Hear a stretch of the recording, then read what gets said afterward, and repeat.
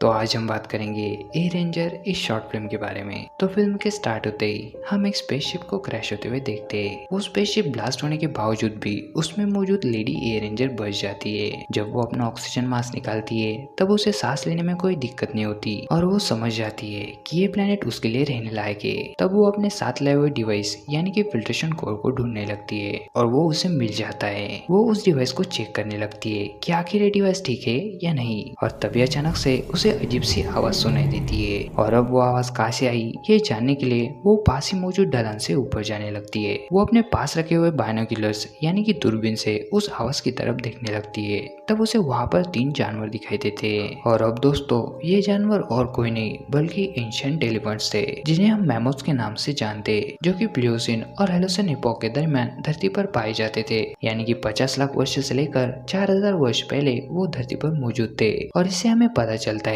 कि वो ए रेंजर किस टाइम पीरियड में धरती पर आई थी। अब हम आगे देखते हैं कि वो उस ढलान से नीचे चले आती है और अपने पास रखे एक टेक डिवाइस की मदद से सिग्नल ढूंढने लगती है। तभी एक जगह उसे सिग्नल मिल जाता है और वो अपने हेड से कांटेक्ट करती है। उसके हेड उसे पूछते हैं कि क्या तुम सही सलामत उस सरोगेट प्लैनेट पर लैंड कर गई हो। कैली उसे कहती है कि हाँ मैं यहाँ पर लैंड कर चुकी हूँ और स्पेसशिप पूरी तरह से डैमेज हो चुका है लेकिन फिल्ट्रेशन कोर सही सलामत है। और वो पूछती है कि क्या दूसरे ए रेंजर से कुछ इन्फॉर्मेशन मिली, लेकिन उसे जवाब मिलता है कि सिर्फ वही एक ऐसी ए रेंजर है जिसने सही सलामत लैंड किया है। कैली उसे पूछती है कि हमारे प्लैनेट की स्थिति अब कैसी है। हेड उसे जवाब देता है कि हमारे प्लैनेट का एटमॉस्फेयर पूरी तरह से डैमेज हो चुका है, सिर्फ 1/3 लोग ही हाइबरनेशन में जा पाए। हाइबरनेशन एक ऐसी स्थिति होती है जहाँ पर इंसान फिजिकली कोई भी गतिविधियां नहीं कर पाते लेकिन मेंटली वो जिंदा रहते। कैली फिर से उसे पूछती है कि मेरे बेटे ओमी का क्या हुआ।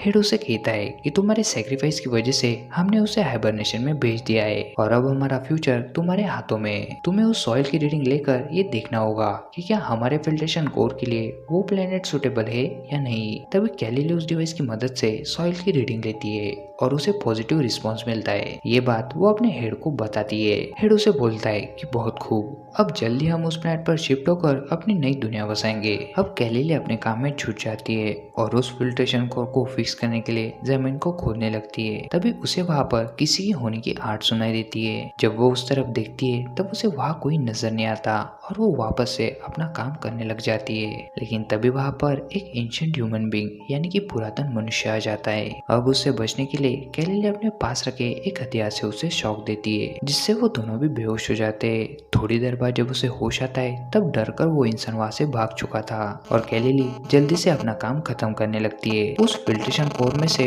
वो एक पौधे को निकालती है और अच्छे से उसे उस मिट्टी में लगा देती है। इसके बाद वो 3 ब्लू स्टोन्स को निकालकर उस पौधे के आसपास रखती है ताकि वो स्टोन्स उस पौधे को प्रोटेक्ट कर सके। उसका काम खत्म होने के बाद वो एक जगह जाकर बैठ जाती है और अपने उस टेक डिवाइस की मदद से आखिरी बार अपने बेटे ओमी को देखती है और रोते हुए वहीं पर ही वो अपना दम तोड़ देती है। कुछ देर बाद फिर से वो मनुष्य वहाँ आकर उस पौधे की तरफ बढ़ता है लेकिन वो ब्लू स्टोन्स उस पौधे को बचा लेते हैं। अंत में हम यूएसए कैलिफोर्निया में स्थित योसेमिटी नेशनल पार्क में एक जायंट सेक्वाया ट्री को देखते हैं जो कि ब्लू स्टोन ट्री के नाम से भी जाना जाता है। ये धरती पर मौजूद सबसे पुराने पेड़ों में से एक है जिसका एस्टिमेटेड एज 3800 साल और हाइट 209 फीट है। इस ट्री के सूंड यानी कि ट्रंक में मौजूद उन 3 ब्लू स्टोन्स की वजह से इसे ब्लू स्टोन ट्री कहा जाता है। इन स्टोन्स में मौजूद मिनरल्स धरती पर नहीं पाए जाते और आज भी इनका धरती पर होना एक मिस्ट्री है। अगर हम इस जायंट ट्री को नजदीक से देखें तो उसके बॉटम के हिस्से में हमें आज भी वो ब्लू स्टोन्स दिखाई देते।